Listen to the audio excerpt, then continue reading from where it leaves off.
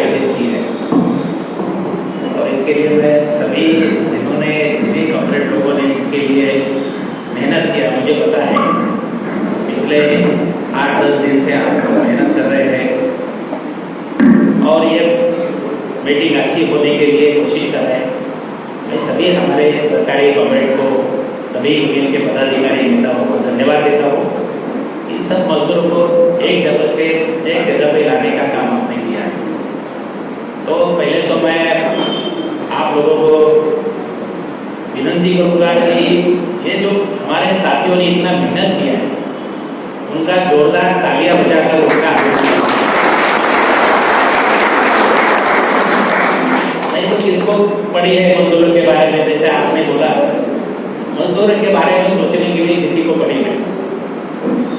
कोई बड़ा नेता आएगा, एमपी एमएलए आएगा, दूसरे पार्टी का नेता आएगा तो लोग उसके पीछे घूमते हैं।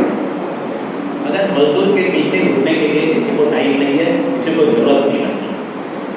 तो इसके लिए कोई एमपी हो, कोई एमएलए हो, कोई मिनिस्टर हो, उनसे अगर कोई समाज के लिए काम करने वाले लोग हैं तो ये हमारे साथी हैं जो मजदूरों के लिए मेहनत कर रहे हैं। तो मैं आप सबों को लाल सलाम करता हूँ। और आप सब लोगों ने जो बात किया वो बहुत इम्पोर्टेंट है, बहुत महत्वपूर्ण की बात है। आपने बात की है कि मजदूर को एक होना जरूरी है, मजदूर को हिम्मत रखना जरूरी है, मजदूर को संगठित होना जरूरी है। तो मुझे लगता है कि मजदूर की जिंदगी में इससे अहम बात तो कोई नहीं हो सकती। आपने आपके अनुभव से बताया कि यहाँ तो सरमाएदारों का, उनकी तो धन संपत्ति बढ़ रही है और मजदूर नीचे जा रहे हैं। तो इसका मतलब आप मेहनत भी कर रहे हैं, बहुत मेहनत कर रहे हैं। 12 घंटे काम करते हो, 10,000 रुपए भी नहीं मिलते। तो इसका मतलब क्या होता है कि आप 25-30 हजार रुपए मालिक को कमा के देते हो और मालिक आपको 10,000 रुपए भी नहीं देता। तो मालिक आपकी लूट करता है, आपके मेहनत की लूट करता है, आपके पसीने की लूट करता है। और इसको समझना बहुत जरूरी है, सभी मजदूर को समझना जरूरी है कि मेरी गरीबी क्यों है, मेरा ये जिंदगी जो आप बोलते हो कि कोई इंसान की जिंदगी नहीं है। एक इंसान का मतलब क्या होता है, उसको एक सही तरीके का इनकम का कोई गारंटी होना चाहिए। अपने बच्चों को अच्छी स्कूल में भेज सके, अपने बच्चों को अच्छी तालीम दे सके, एक अच्छा घर हो। मैं नहीं बोलता तो बंगला होना चाहिए, मगर एक अच्छा घर होना चाहिए।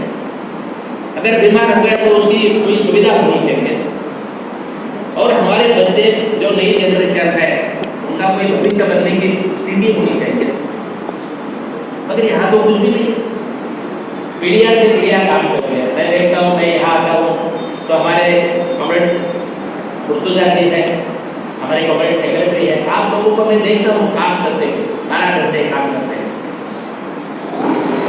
60 साल की उम्र के बाद भी काम करना पड़ता है, 65 साल का है तो भी काम करना पड़ता है। मगर जिंदगी नहीं बदल रही है, क्यों हो गया है? कोई अपना नसीब में कोई किसी ने लिखा है क्या हम ऐसे रहेंगे? और वो सरमाएदार के नसीब में ऐसा लिखा है कि उसके बाद पैसा जमा ही होता रहेगा। तो ये क्यों होता है? ये कोई मैजिक नहीं है, कोई जादू नहीं है। एक सिंपल बात है कि हम संगठित नहीं है, हमारी ताकत नहीं है, मालिक हमको चूस रहा है और हम उसके ऊपर रोक नहीं लगा सकते। सिर्फ एक बात है, कोई नसीब का बात नहीं है। कोई पुराने जन्म में अच्छा किया बुरा किया वो भी बात नहीं है। बिल्कुल एक बात है, मेरी माँ बहुत यानी वो भगवत गीता पढ़ती थी, वो बोलती थी कि दुनिया में जो होता है वो परमेश्वर ही करता है। तो मैं उसको पूछता था कि भाई कुछ लोग अमीर है, इतने अमीर है कि सारे उनके कुत्ते भी गाड़ी में घूमते हैं, और ऐसे लोग हैं कि मेहनत करने वाले लोगों को तो टाइम का खाना भी नहीं मिलता, तो तुम्हारा ये परमेश्वर ऐसा कैसा? तो मेरी समझ में नहीं आता है कि इंसान को जानवर की तरह जीने को मजबूर करने वाली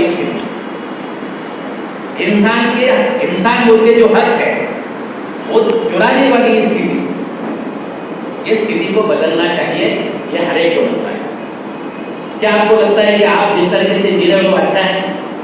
हमारे एमडी शुगर के कॉमरेड यहाँ पे बैठे, हमारे मल्टी क्लास के कॉमरेड यहाँ पे बैठे, मालिक बड़ा मालिक है मगर दिमाग वेतन नहीं देता था, ESI नहीं, प्रोविडेंट फंड नहीं, जुल्म करता था, संघर्ष किया, लड़ाई अभी भी जारी है, दोनों कंपनी की लड़ाई अभी भी है। और मैं आपको बता दूं कि CI2 ऐसी संगठन है, 2 साल लगे, 10 साल लगे, 15 साल लगे, 20 साल लगे, हम मालिक को छोड़ते हैं किसी के आगे। हमने लड़ाई 25-25 साल लड़ी है, 25 साल के बाद क्यों न हो वर्कर का उसका हक दिलवाया, सुप्रीम कोर्ट तक गए, हाई कोर्ट तक गए, लाखों रुपए खर्चा हो गया, मगर एक मालिक के पीछे अगर हम लगे तो उसकी छुटकारा कभी नहीं हो सकता, हम छोड़ेंगे नहीं। और मगर क्या है, CI तो है क्या, लाल झंडा है क्या, समझने की कोशिश करो। बराबर एक मालेगांव में लोग बोलते हैं, मैं भी नासिक में इलेक्शन में खड़ा था तो मेरे बारे में एक प्रचार किया, ये मजहब को नहीं मानता है। मालेगांव में भी अरे हिंदू मालिक है, हमारे किशोर के कंपनी का मालिक, एमडी शुगर का मालिक हिंदू है, और वर्कर कौन है? वर्कर भी हिंदू है, फिर क्यों चूस रहा है उनको? अगर हिंदू है तो क्यों उनको पगार बढ़ा के नहीं देता, क्यों उनको परमन नहीं करता, क्यों उनके प्रोविडेंट फंड की चोरी करता है? तो मजहब का क्या मतलब है? मजहब तो निजी मामला है, आप तो हिंदू रहना हिंदू रहो, मुसलमान रहना मुसलमान, क्रिश्चियन बनना है क्रिश्चियन बनो। डॉक्टर बाबा साहब अम्बेडकर ने पूरी छूट दे दी है, आपका कोई भी रिलीजन हो सकता है, आप रिलीजन बदल भी सकते हो। डॉक्टर बाबा साहब अम्बेडकर ने इंसान को पूरा फ्रीडम दिया है। मगर ये राजकारणी लोग, ये सियासी लोग क्या बोलते हैं, ये कम्युनिस्ट पार्टी के लोग, CI2 के लोग मजहब को नहीं मानते। हम बोलते हैं भाई तुम हिंदू हो, मंदिर में आराम से जाओ मगर दंगा मत करो, मुस्लिम हो आप मस्जिद में आराम से जाओ, क्रिश्चियन है चर्च में जाओ, कोई प्रॉब्लम नहीं है, मगर रिलीजन का, मजहब का वापर करके जनता में फूट नहीं डालने का, जनता को गुमराह नहीं करने का, और जनता जो लड़ने के लिए एक आदमी उस पर फाटाफूट नहीं करने का, यह हम बोलते हैं। अभी मैं आपके सामने सवाल पूछता हूँ, मैं यहाँ के आमदार और मंत्री को भी पूछना चाहता हूँ, यहाँ पे जो चुन के आते हैं मालेगांव में, वो मुस्लिम समाज के है, आमदार तो वही होते हैं, और काम करने वाले मजदूर कौन है, नागरिक कौन है, मजदूर सभी मेजॉरिटी मुस्लिम है। क्यों यहाँ पे आप धर्म के बारे में सोचते हैं? क्यों ऐसा नहीं लगता आपको कि मेरे समाज के लोग इतनी बदतर जिंदगी जी रहे हैं, मुझे कुछ करना चाहिए? इतिहास गवाह है, जो धर्म गुरु रहते थे वो अन्याय के विरोध में लड़ते थे, मगर अभी के धर्म गुरु लड़ रहे हैं अन्याय के विरोध में। ये मजदूर का शहर है, यहाँ मजदूर है, यहाँ के मौलवी का पहला काम होना चाहिए दिमाग वेतन की लड़ाई लड़े और पावरलूम कामगार को न्याय दे, ये उनका पहला काम होना चाहिए। यहाँ के आमदार का, यहाँ के MP का, यहाँ के मिनिस्टर का क्या कर रहे हैं? कानून है, डॉक्टर बाबा साहब अम्बेडकर ने हमारी घटना में कानून बना के लिया है, ईमान वेतन कानून। 8 घंटा काम करेंगे तो कितना वेतन मिलना चाहिए इसका कानून। 12 घंटे का काम का कानून नहीं है, 8 घंटे का काम का है। आप लोग 12 घंटे काम करते हो, आपको 8 घंटे का भी मजदूरी नहीं देते, मगर वो किमान वेतन कानून है, किमान वेतन कानून का कोई अमल नहीं। अगर किमान वेतन, सिर्फ किमान वेतन का मतलब क्या है? कम से कम कितना होना चाहिए? एक फैमिली को जीने के लिए कम से कम कितना होना चाहिए? ज्यादा की बात नहीं है, कमाल वेतन की बात नहीं है, ईमान वेतन भी नहीं दिया जाता है, मजदूरों को काम करके लेते और सरकार कुछ नहीं करते, कलेक्टर कुछ नहीं करता, कामगार अधिकारी कुछ नहीं करते, कोर्ट कुछ नहीं करता, लोक प्रतिनिधि कुछ नहीं करते। इसका मतलब है इनकी सबकी मान्यता है कि मजदूर का शोषण चालू रहे, मजदूर को चूसा जाए, सरमाएदारों को फायदा हो, ये स्थिति को चालू रखना ये उनकी भूमिका है। इसीलिए तो नहीं होते। आपने सही बोला, यहाँ कोई मजदूर के बाजू में खड़ा नहीं होना चाहता क्योंकि सरमाएदार नाराज हो जाएंगे, मजदूर के बाजू में खड़ा नहीं होंगे। आपको पता है सिर्फ लाल झंडा है जो किसान और मजदूर के साथ में रहता है। तो कब आएंगे?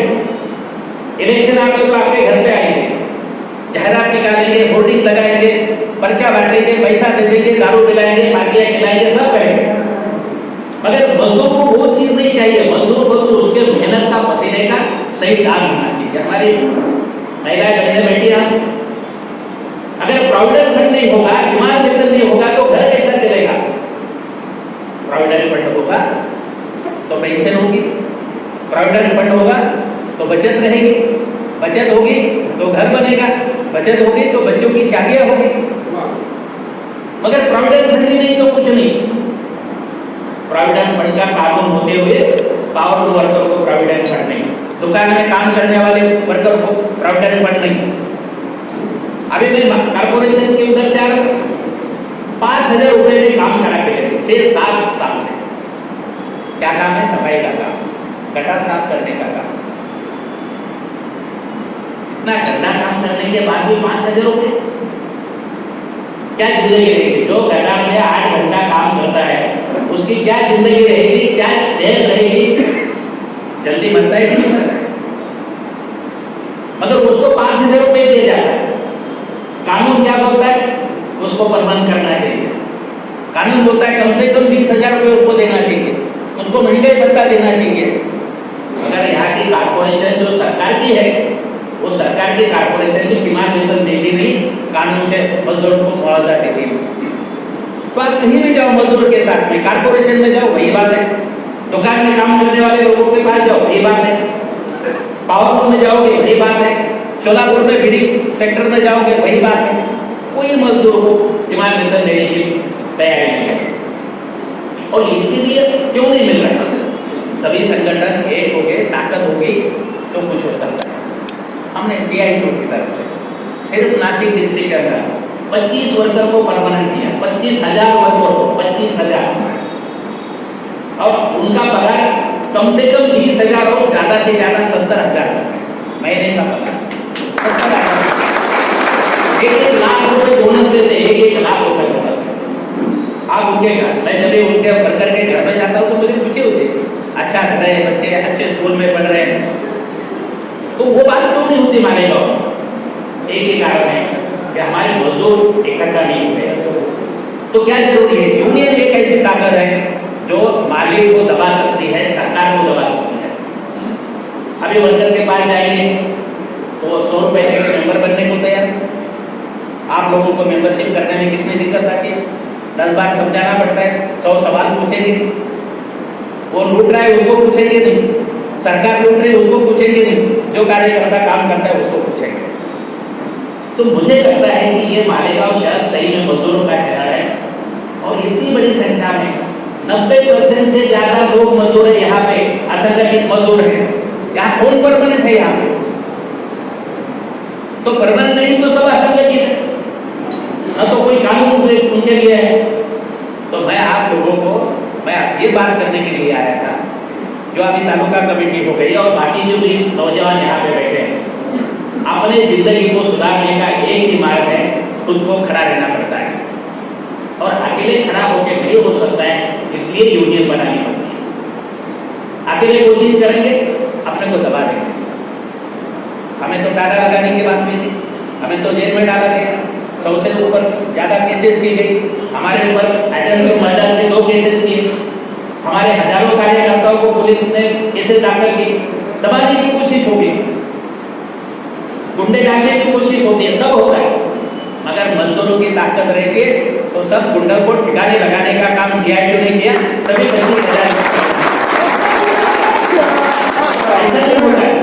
अभी वो ताकत मालेगांव में तैयार करने की है, कैसे करेंगे? पहले आपने सभी संगठन के जो कार्यकर्ता है वो कार्यकर्ताओं को और नौजवानों को आगे आना चाहिए। हमारे चाय भाई साहब ने बोला बिल्कुल सही बात। हमारे कॉमरेड मुर्तुजा है, हमारे कॉमरेड सेक्रेटरी है, उन्होंने कोशिश किया, जिंदगी भर वो लाल झंडे के बारे में सोचते रहे, उन्होंने टिका के रखा, नहीं तो खत्म हो जाता। अभी आप नौजवान लोगों को आगे आना चाहिए और अपनी खुद की और सभी मजदूर की जिंदगी बदलने के लिए कोशिश करनी चाहिए। क्या करना है? आप जो बोल रहे हैं, हमारे जिला सेक्रेटरी बोल रहे थे कि भगत सिंह बनो, आप बोल रहे थे अशफाकुल्ला खान बनो, वो कुछ बनने की जरूरत नहीं। डॉक्टर बाबा साहब अम्बेडकर ने इतना बढ़िया हथियार दे दिया कि भगत सिंह बनने की जरूरत नहीं, अशफाकुल्ला खान बनने की जरूरत नहीं, सिर्फ लोगों को इकट्ठा करने की जरूरत है और सही विचार उनके दिमाग में डालने की जरूरत है।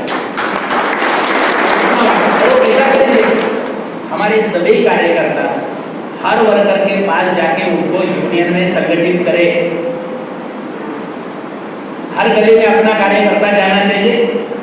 आप इतना अच्छा भाषण करते हो कर लो, हर गली में खड़े रहके, चौराहे पे खड़ी रहके मेगा माइक लेके सब समझा दो उनको कि तुम्हारी जिंदगी अगर किसी ने खराब की होगी तो राजकारणी लोगों ने, सियासी लोगों ने जिंदगी खराब की, और तुम गरीब रहे हो इसका कारण नहीं कि तुम्हारी यूनियन मजबूत नहीं। हमारे इधर मेडिकल रिप्रेजेंटेटिव भाई साहब बैठे हैं, सभी हमारे कॉमरेड हैं, आप देखो उनको, आपके जैसे मजदूर है, अगर कंपनी के साथ में लड़ते हैं, पूरे हिंदुस्तान में संगठन है और उनको वेतन बनाना पड़ता है, उनको प्रोविडेंट फंड देना पड़ता है। कोविड के कारण डेथ हो गया, आत्महत्या किया तो भी उसको पैसा देना पड़ता है। मालिक को मजबूर करते हैं कि सुसाइड करने के बाद भी उसको पैसा देना पड़ेगा, 20-20, 25-25 लाख रुपए उसके फैमिली को देना। तो पहली बात है कि मुझे लगता है कि मालेगांव के हर कोने में आप लोगों को जाना पड़ेगा। मैं आप क्या रखा, यहाँ से आगे आपको जाना पड़ेगा। हर गली में, हर बस्ती में अपना विचार जाना चाहिए कि जिंदगी बदलना है तो यूनियन में आ जाओ, लड़ना पड़ेगा, डर छोड़ना पड़ेगा, उसके सिवा जिंदगी बदलने वाली है। और आपकी जिंदगी दूसरा कोई बदलने वाला नहीं, कोई मंत्री नहीं बदलने वाला है, कोई मुख्यमंत्री नहीं बदलने वाला है, आप में से कोई मिनिस्टर भी बन गया तो नहीं बदलने वाला है। जब तक यूनियन मजबूत नहीं रहेगी और मालिक लोगों के ऊपर दबाव नहीं रहेगा, सरकार के ऊपर दबाव नहीं रहेगा, कुछ नहीं होने वाला है। अभी हमारे पास क्या है? हमारे पास तो मजदूरों की ताकत है। हम 20 साल से लड़ रहे हैं, पावर रूम कामगार के लिए कल्याणकारी मंडल बनना चाहिए, 20 साल से लड़ रहे हैं। इधर सभी बैठक बंबई में 20-20 हजार लोगों को लेके गए, सोलापुर के लोग, इचलकरंजी के लोग, भिवंडी के लोग, मालेगांव के 20-20 हजार लोगों, और सरकार को पता है कि जब तक इनका मंडल नहीं बनेगा, कल्याणकारी मंडल बनेगा, उनका रजिस्ट्रेशन नहीं होगा, उनके बारे में तुम कुछ नहीं कर पाओगे। अभी ये पूरा संघर्ष होने के बाद पावरलूम कामगारों का कल्याणकारी मंडल बनाने का फैसला सरकार को लेना पड़ा, और अभी उन्होंने घोषणा की, घोषणा की हम पावरलूम कामगारों के लिए कल्याणकारी मंडल बनाएंगे। 2008 से हम लड़ रहे, 2008 से कि सभी असंगठित कामगार के लिए कुछ होना चाहिए, उनके लिए अलग अलग मंडल बनने चाहिए। तो टपरी चलाने वाले, रिक्शा चलाने वाले, जीप चलाने वाले, रास्ते पर अपना जो व्यवसाय करते वो लोग, दुकान में काम करने वाले लोग, धोनी भर्ती करने वाले भाई, बांधकाम करने वाले लोग, ये कौन सब मजदूर है। 2008 से सीआईटी लड़ रही थी, ये सब असंगठित कामगार को उनके लिए कुछ न कुछ कानून होना चाहिए। और इसके बारे में कोर्ट में भी केस चल रही थी, सुप्रीम कोर्ट ने बताया, जुलाई महीने में सुप्रीम कोर्ट ने आदेश दिया सरकार को, सीआईटी को केस में बाकी है सुप्रीम कोर्ट में। सुप्रीम कोर्ट ने बोला 31 दिसंबर के पहले सभी असंगठित कामगारों का रजिस्ट्रेशन होना चाहिए, इसके लिए उसको रजिस्ट्रेशन शुरू करना पड़ा है, इसके लिए वो सरकार दे जाए। वो मोदी खुद नहीं करता है, मोदी तो सिर्फ अदानी अंबानी के लिए काम करता है। वो तो देश बेचने का काम करता है, उसको दूसरा कुछ नहीं, उसको किसान नहीं देखता है। 10 महीने से किसान वहां पे बैठा है, उसे बात करने के लिए टाइम है, उसके पास अदानी के लिए टाइम है, उसके पास अंबानी के लिए टाइम है, मजदूरी के बारे में टाइम नहीं है। तो अभी वो जो रजिस्ट्रेशन का है, अभी क्या पहचान है आप लोगों को? कौन काम करता है, कितने साल से काम करता है, क्या काम करता है, कुछ है? 10-10, 20 साल काम करते हो, कोई रिकॉर्ड है? कुछ रिकॉर्ड नहीं। ये श्रम कार्ड है, इससे रिकॉर्ड बनेगा आपका। आप कहाँ पे काम करते हो, आपकी उम्र क्या है, आपका बैंक का अकाउंट नंबर क्या है, आपकी जो काम करने का तरीका क्या है, यह सब वो श्रम कार्ड में रहेगा और वो नेशनली एक जगह पे जोड़ा गया है। अपने देश में 40 करोड़ असंगठित कामगार है, 40 करोड़। महाराष्ट्र में 4 करोड़ असंगठित कामगार है। और आपके मालेगांव में जितनी पॉपुलेशन है, अगर 5 लाख लोग होते तो 4.5 लाख लोग ये असंगठित कामगार है। असंगठित कामगार का मतलब क्या? मैं एक सवाल पूछता हूँ, यहाँ पे जिनको प्रोविडेंट फंड है, ऐसे हाथ ऊपर करो जिसका प्रोविडेंट फंड है ऐसा? एक, वो महापालिका में काम करते, 2 और 3 ये सीएट में काम करते नासिक। मैं मालेगांव को पूछ रहा हूँ, एक कॉमरेड जो महापालिका में काम करती थी और एक मेडिकल रिप्रेजेंटेटिव, दोनों सीआई में, दोनों लाल झंडा। अभी बाकी लोगों का किसी का भी प्रोविडेंट फंड नहीं है, इसका मतलब आप सब लोग असंगठित कामगार। इस यहाँ पे कितने लोगों का ईएसआईसी है? ईएसआई किसको है? 2 ही बातें ध्यान रखना पड़ेगा। जो इनकम टैक्स नहीं भरता, इनकम टैक्स कौन भरता है बताओ? जिसका आमदनी 5 लाख से ज्यादा है भाई तो साल का, उसको इनकम टैक्स लागू है, बराबर है? 5 लाख बराबर है सचिन? साल का जिसका इनकम 5 लाख से ज्यादा है वो इनकम टैक्स भरता है। आप में से किसका 5 लाख से ज्यादा इनकम है यहाँ पे बताइए? मालेगांव के लोग, यार कोई भी नहीं है, तो आपको इनकम टैक्स लागू नहीं, आपको प्रोविडेंट फंड नहीं, आपका ईएसआईसी नहीं, आप सभी के सभी असंगठित कामगार। इतना ही पूछने का है, कोई भी मिलेगा रास्ते पर, कोई भी मिलेगा, तुमको प्रोविडेंट फंड है क्या, तुमको ईएसआईसी है क्या, तुम इनकम टैक्स भरते हो क्या? तीनों को ना बोलने का इधर संगठित असंगठित कामगार के बोर्ड में रजिस्टर हो जाओ और तुम्हारी एक पहचान बनेगी और आगे की लड़ाई के लिए अपने को काम आने वाला है। क्यों हम कर रहे हैं? एक तो इंश्योरेंस लागू हो रहा है, एक इंश्योरेंस लागू हो रहा है, एक्सीडेंट इंश्योरेंस लागू हो रहा है, जिसका भी कार्ड निकलेगा उसका एक्सीडेंट इंश्योरेंस लागू होगा। मगर वहां पे रुकने वाले क्या? बिल्कुल नहीं। ये श्रम कार्ड होने के बाद सरकार के पास संगठन जाएगी, CI2 जाएगी कि तुमने अभी इतने 4 करोड़ लोगों का रजिस्ट्रेशन किया, अभी इनके लिए क्या करने वाले हो बोलो। अभी बोल सकते क्या 2 लाख है, 3 लाख है, 4 लाख है, सब बोल।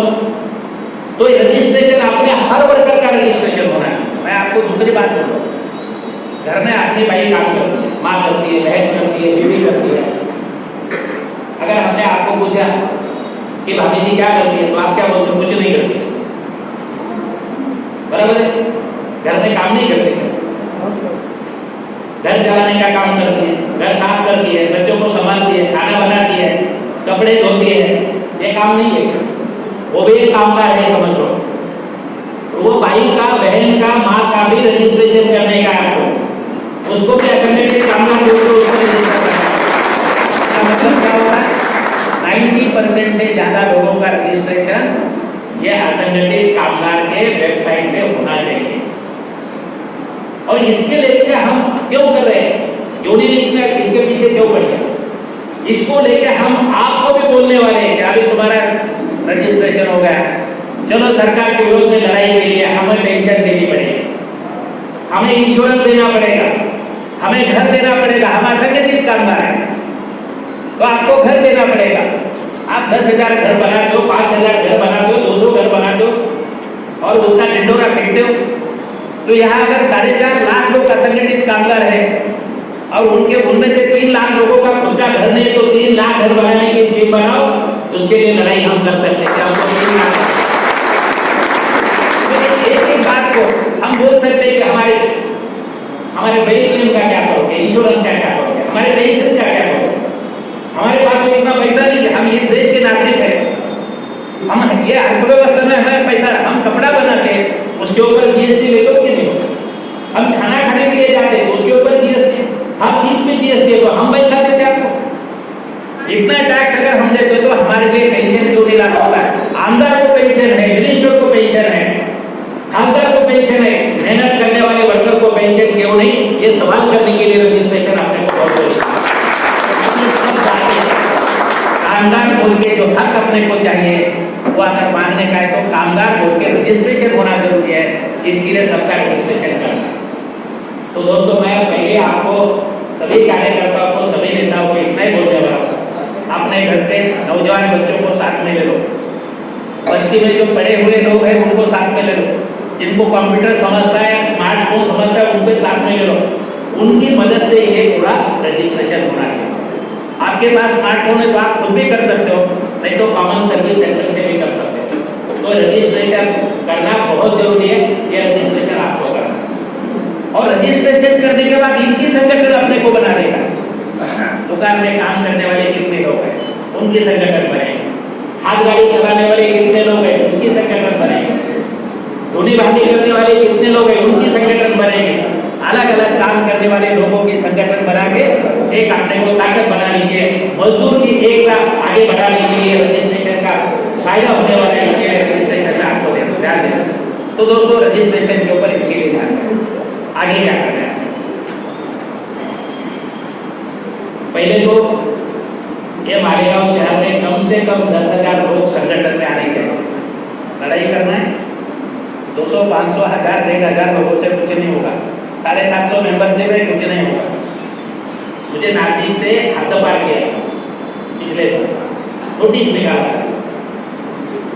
तो मैंने बोला कि हमने मीटिंग लिया CIT की और हमने निर्णय किया कि अगर डॉक्टर को नासिक से हद्दपार कर दिया पुलिस तो जितने CIT के सभासद है वो भी उसके साथ में जाएंगे। तो क्या होगा, 200 कारखाने बंद पड़ेंगे, 200 कारखाने बंद पड़ेंगे। ये जब पुलिस कमिश्नर को पता चला तो उसने नोटिस दिया, उसके आगे कुछ भी नहीं किया। नोटिस के बाद जो होता है वो आपको पता है क्यों हो गया। 200 कारखाने बंद करने की ताकत CIT की इसके लिए